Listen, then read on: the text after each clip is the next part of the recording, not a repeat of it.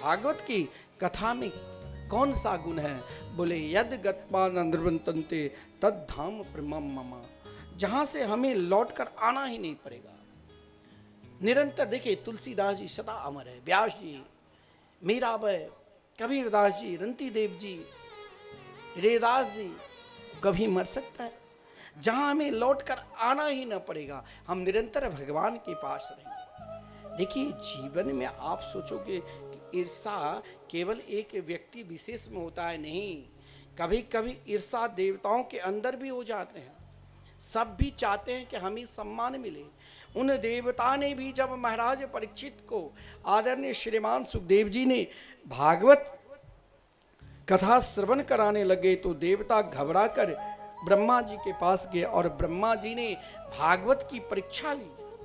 संपूर्ण धर्मशास्त्र आपने भली भांति अध्ययन की, या संपूर्ण वेद उपासना आपने अनेक प्रकार के कर्मकांड के, लेकिन आपके जीवन यदि भगवान की कथा में, भगवान के कीर्तन में समर्पित नहीं है तो सब कुछ व्यर्थ है। जैसे ब्रह्मा जी ने अपने ब्रह्मलोक में विशाल तराजू पे वेद पुराण इतिहास सब कुछ रख दिया, और जिस पर भागवत थे, भागवत अपने आप में तटस्थ, और सब पुराण महाराज अपने आप उठ गए थे। देखिए, मैंने प्रारंभ में ही कहा, आप यह मत सोच लो कि सब कुछ हम ही जानते हैं। एक छोटा सा बालक भी आपसे कई गुना अधिक जानते होंगे।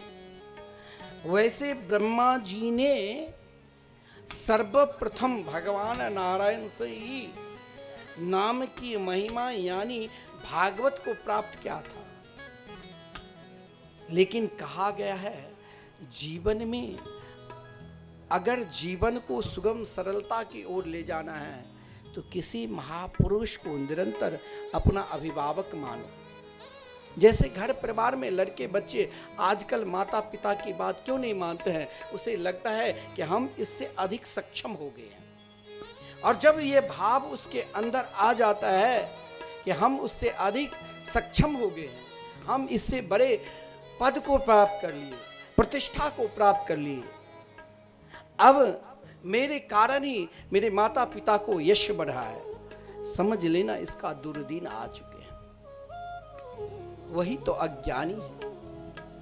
ब्रह्मा जी भागवत तत्व को जानते थे, फिर भी ब्रह्मा जी भागवत की परीक्षा ली, लेकिन वही ब्रह्मा जी से देवर्षि नारद जी ने प्राप्त किया, तो वही ब्रह्मा जी को समझाया, आपने भगवान की परीक्षा ली, जो सबके अभिभावक है, सबके मार्गदर्शक है, सभी प्राणी को पहचान कराने वाले हैं।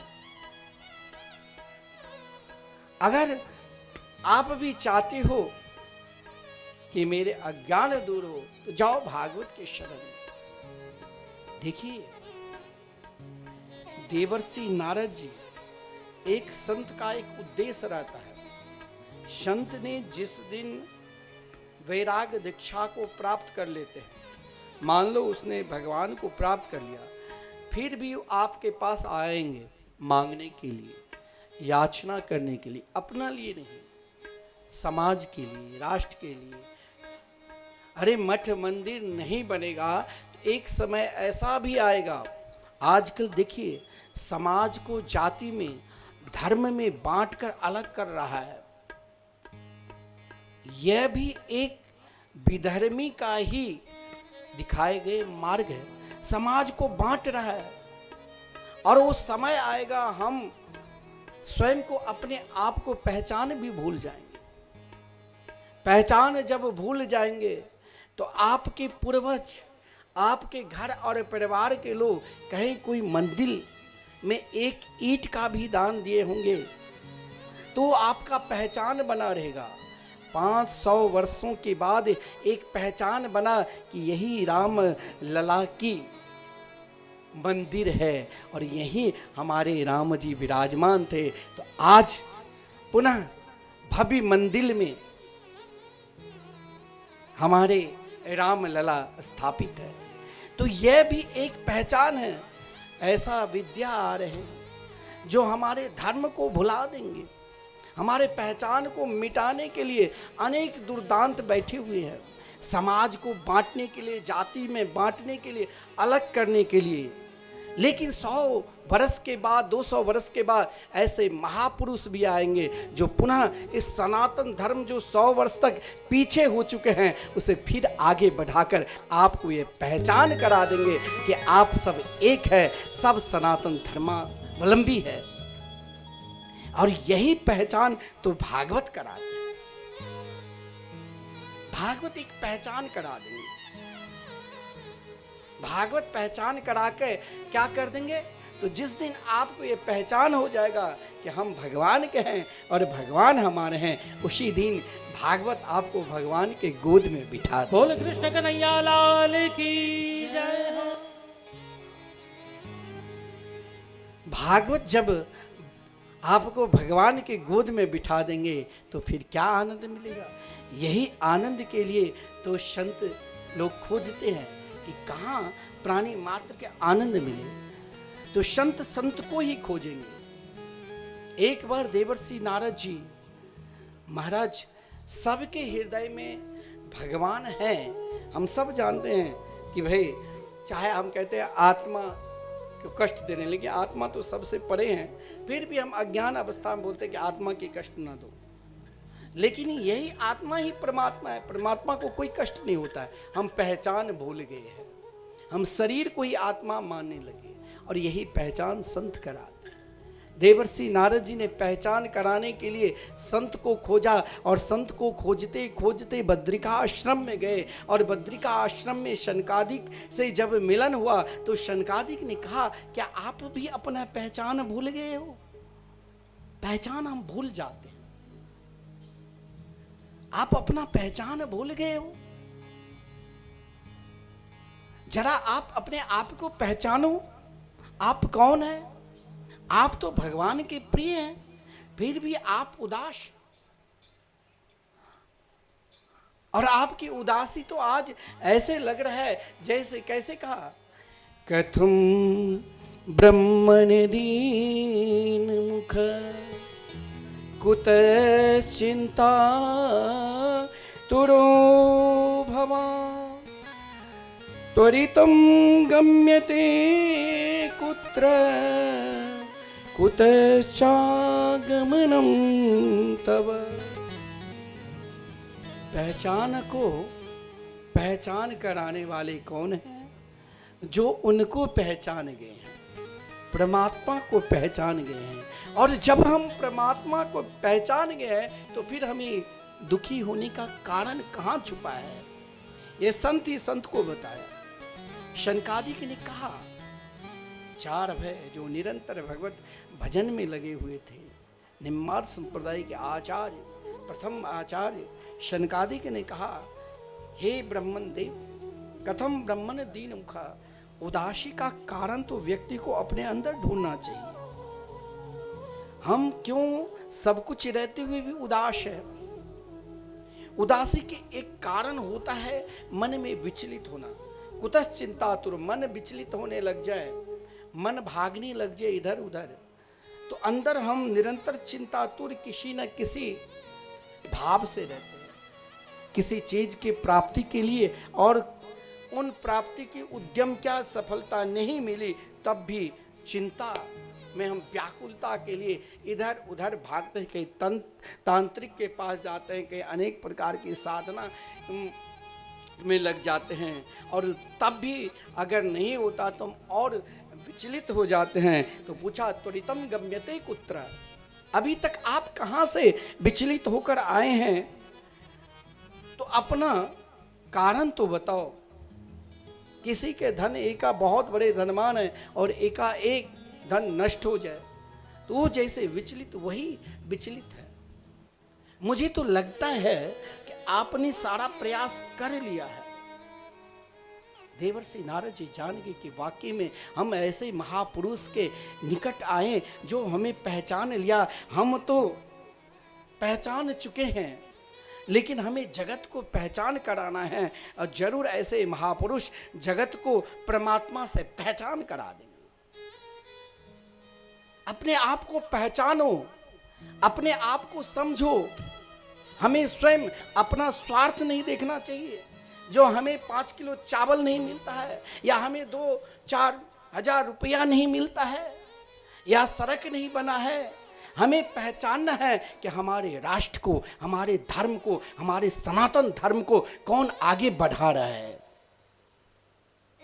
हमें मौन नहीं होना चाहिए, हमें जागृत करना चाहिए। वैसे 300 वर्ष तक अभी सत्ता मौन रहेगा, फिर भी उन दुर्दांतों की शासन आएंगे जहां हमें धर्म करने से भी मना करेगा।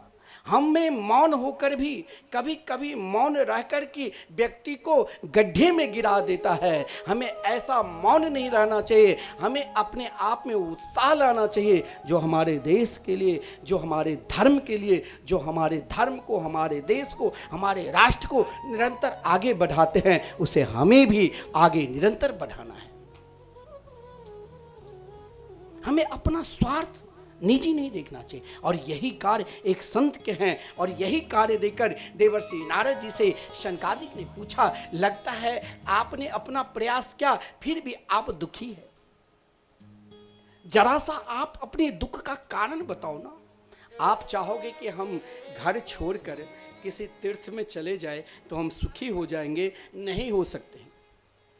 पहले लोग आश्रम में जाता था, मैंने देखा हमारे आश्रम में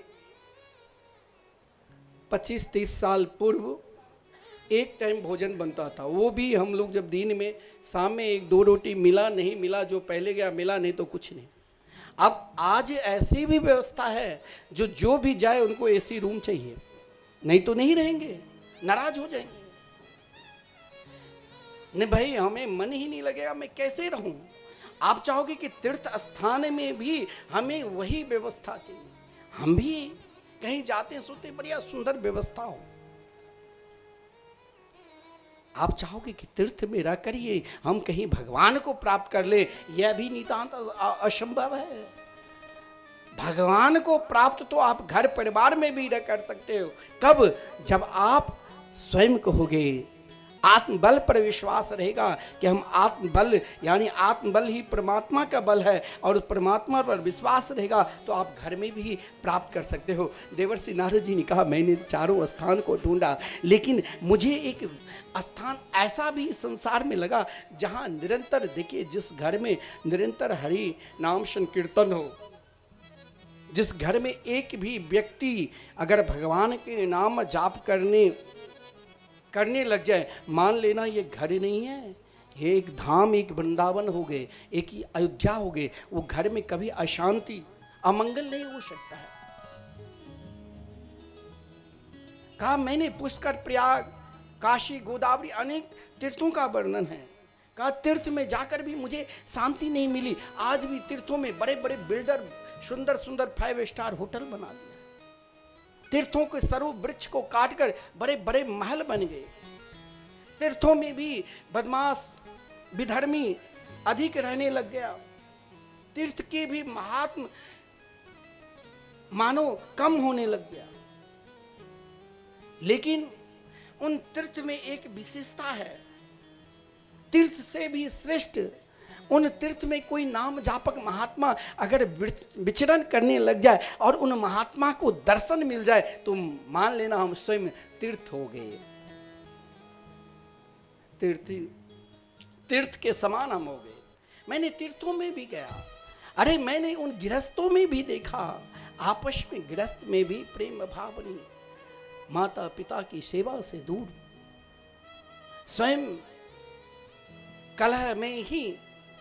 पहले देखो गांव देहात में तलाक सब जानते भी नहीं थे, और आजकल तो सब जगह बेटी की शादी क्या धूमधाम से 2-4 महीने के बाद अलग हो जाते हैं। यह भी एक अधर्म है, और यह अधर्म है कलह के कारण कि हम एक दूसरे को, जब हम अपनी बेटी को कन्यादान कर देते हैं फिर भी हम अपने अधिकार चाहते हैं तो वहाँ कलह होगा ही। बोले गृहस्थों की यहाँ भी कलह। फिर कहा मैंने संतों के आश्रम में, कहा कि उन संतों के आश्रम में भी नहीं ठहरना चाहिए जहां हरिनाम संकीर्तन और भगवान की कथा ना हो। कई लोग हमारे आश्रम में, एक विशेषता है, वहां सत्संग हॉल है जो एक साथ 1000 लोग बैठ जाते हैं। ऊपर रूम नीचे सत्संग। और मैंने देखा गुरुदेव की ऐसी कृपा है, उन सत्संग हॉल में अभी तक जो भी वक्ता रोते हुए आया, और वो जिस उद्देश्य से, क्योंकि वहाँ निरंतर 24 घंटे आप भजन करो चाहे ना करो, लेकिन आपके कान में युगल नाम महामंत्र राधे कृष्ण कृष्ण कृष्ण राधे राधे, राधे श्याम श्याम श्याम राधे राधे निरंतर सुनाई देगी। वही आश्रम है जहाँ भगवान की कथा और कीर्तन हो। और उन सत्संग भवन में ऐसे ऐसे वक्ता आए जो कल तक कोई नहीं जानते थे, आज उनका नाम पूरा विश्व में छाए हुए।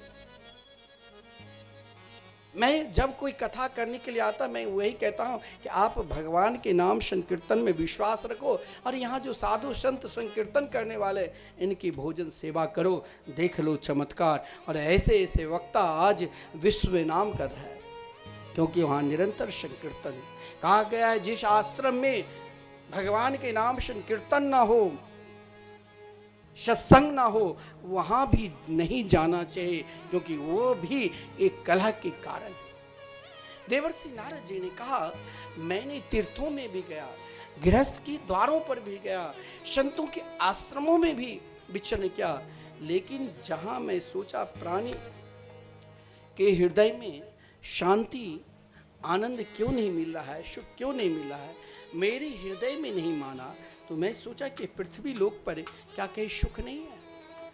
जरूर है। बोले चलो, यही पृथ्वी लोक पर कोई ऐसी भी भूमि होगी जहां प्रभु स्वयं लीला किए होंगे। और जब मैं वृंदावन आया तो वृंदावन में एक चमत्कार है। वृंदावन के संतों कहते हैं कि आप वृंदावन में रहकर आप भजन करो चाहे ना करो, लेकिन हर बुराई को केवल आप वृंदावन में राधा रानी के चरण रज की उपासना करने लग जाओ। हमारे पूज्य गुरुदेव कहते हैं कि वृंदावन में भजन करने में भी मन न लगे तो कोई बात नहीं, लेकिन वृंदावन में एक छोटा सा उपाय कर लेना। जब आप वृंदावन जाओ तो वृंदावन की मिट्टी जो है, वृंदावन की धूल जो है, इन धूल को ऐसी उपासना करो जिस धूल को, जिस ब्रजरज की गान जिनके गोद में राधा कृष्ण निरंतर बैठते थे, श्री भट्ट देवाचार्य जी महाराज, जिसने कहा, अरे मन वृंदा विपिन निहार, विपिन राज सीमा से बाहर, हरियों को न निहार, यद्यपि मिले कोटि चिंता मने, तदपि न हाथ पसार, जय श्री भट्ट धूली धूसर तन, यह आशा उड़धार।